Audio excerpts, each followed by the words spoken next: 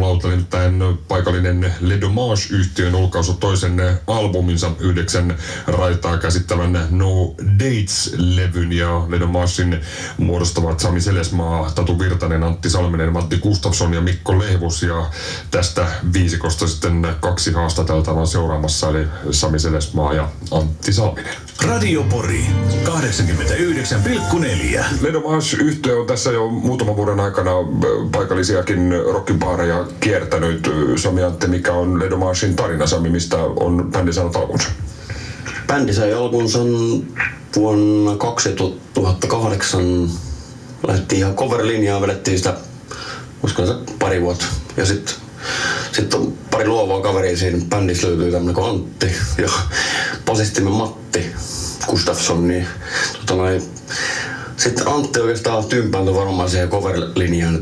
Sitten hän vaan sanoi, nyt ruvetaan vetää jotain omaa juttua. Ja sitten Matti on seuraa virtuosia, Tommi Taberman maisia lahjoja omaa kaverit. Se toi sanat sit pöytään sit seuraavia reeneisiä, että tehdään tossa biisiä ja siitä se sit lähti. Ja se varmaan oikein helppo päätös oli siis, kun kuitenkin coverbändin linja on suht helppo toteutus, eli muiden biisejä vedetään, ja varmasti coverbändillä keikkaa saattaa enemmänkin olla, mitä sitten jos veivataan omia biisejä, vai mitä sanotte? Joo, se oli ehkä, kun soittoa kuitenkin ollut ihan nuoresta saakka, niin sellainen haave, että kun on sellainen toimiva bändi, että se soittaisi tosiaan omaa musiikkia. Kyllä se jotenkin sellainen niiden ulostuominen, siitä saa itsekin palkinnut niin siihen hommaan. Kun niitä kuulee niin se oma kätesi jäljen ja sellaisen, että biisi alkaa toimimaan, niin kyllä se varmaan se siinä oli. Millä tavalla, Antti, sun biisi syntyi? Ihan hetken intuitiosta toi kitara käteen ja jotain tapailua, ja oikeastaan siinä ei se kummempaa funtsimista. Nyt sulla ei ole mitään tämmöistä, että sä pistät kynttilän palamaan ja kuuloista ikkunasta ja nautit viintä ja nainen makaa alasti sohvalla? Meikäläiset biisit syntyy varttiin ennen kuin mä lähden soittoreeneisiin, että jotain näytettävää siellä. Yleensä ne unohtuu sit vielä matkalla reeneisiin. Joo, suurin piirtein. Mut kyllä vaan on niin hyvä porukka, että ne lähtee toimimaan vaan sit toi.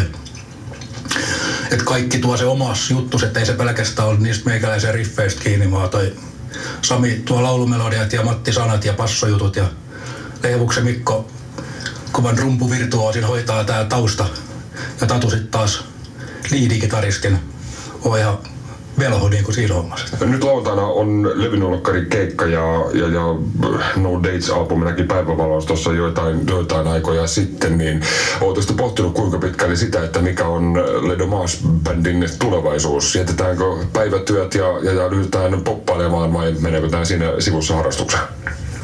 Joo, kyllä tää ihan harrastus on, että siinä kurkotellaan takaisin autotalliin reenailemaan vaan taas levyjulkkareiden jälkeen, että ei yhtään sen korkeammalle. Kaikki otetaan tietysti vastaan, mitä tarjotaan, että toi keikoille pääseminen on kanssa yksi palkinto siitä omasta harjoittelusta.